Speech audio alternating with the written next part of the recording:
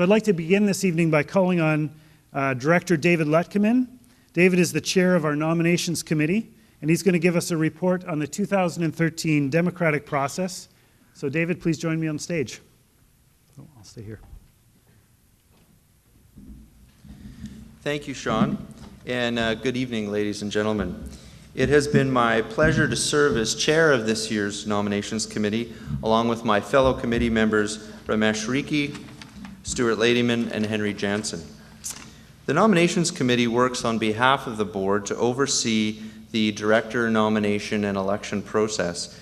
We ensure the process is run effectively and in compliance with applicable legislation and the rules of the credit union. One of our most important roles as a committee is to seek and endorse candidates who have the right mix of specialized skills and experience necessary to oversee and steward the credit union's business on behalf of the membership. Each year, the board evaluates its current composition and skill set and identifies any critical skills and experience necessary to oversee the business of the credit union. And once the Nominations Committee knows what the board is looking for in candidates, our job is to find members who have those ideal skills and experiences. Now, as part of our process, we interview each candidate, including incumbents, review his or her skills and experience, and determine which candidates would bring the most value to the board if elected. Now, this process is not a popularity contest. We work hard to remain impartial and objective. Incumbents, for example, are not automatically endorsed. They only receive endorsement if their skills and experience remain relevant to the challenges that the credit union faces. At the end of this process, we endorse those candidates who possess the characteristics sought by the board. Candidates who are not endorsed, of course, are welcome to stand for election, because in the end, the decision about who to vote for and who is elected is ultimately up to you, the members. The directors who are elected to the board act for the organization as a whole, but they are elected in and represent either the Valley First or Envision region. This year, the terms of 5 directors expire at the AGM, 3 from the Envision region and 2 from the Valley First region. A call for nominations was issued on December 3rd, 2012, and nominations were open until February 28th, 2013.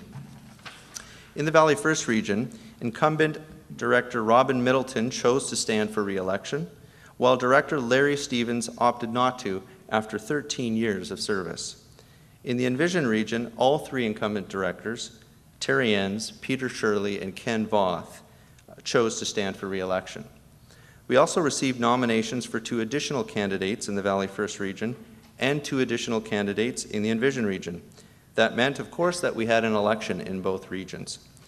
I should note that this is the last year we will be electing directors to staggered terms. Normally, and in years to come, First West directors are elected for 3-year terms. For the past 2 years, however, directors have been elected for staggered term lengths to assist with harmonizing terms following the board resizing from 18 to 12 directors, which occurred in 2010. As well as the election, the board brought 2 special resolutions forward regarding amendments to the credit union's rules before the membership for approval. Those special resolutions were described in your notice of AGM. One dealt with minor housekeeping changes to the rules. The other updated some of our credit union's democratic processes and streamlined the number of board table officers. Voting for directors and on the special resolutions was held from April 10th to 29th. This year, members had the option of voting online for the first time. They also had the option of voting in their branch if they wished. The results of voting were compiled by Consumer Scan International under the oversight and supervision of our head returning officer, Fred Zidane. It's my pleasure to share with you now those results. In the Valley First region, incumbent candidate Robin Middleton and candidate Michael Bryden were elected to 3-year terms. We also thank Annette Antoniak and Jack Allard for their willingness to stand as candidates. In the Envision region, incumbent candidates Terry Enns and Ken Voth were elected to 3-year terms, and Peter Shirley was elected to a 2-year term. We also thank Andrew Grieve and George Broderick for their willingness to stand as candidates in that region. I'd like to ask all of those elected to stand and be recognized.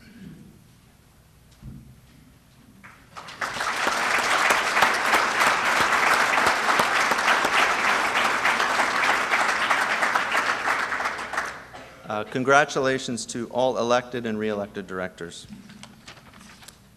The results of the special resolutions, which were voted on by First West members in both regions, were positive. Special Resolution Number 1 was approved by 95% of members who voted, and Special Resolution Number 2 was approved by 88% of members, well beyond the 67% threshold that was required. Thank you for your support of the special resolutions. I trust this has been a helpful overview, and I'm happy to answer any questions you may have during the question period which follows. Thank you.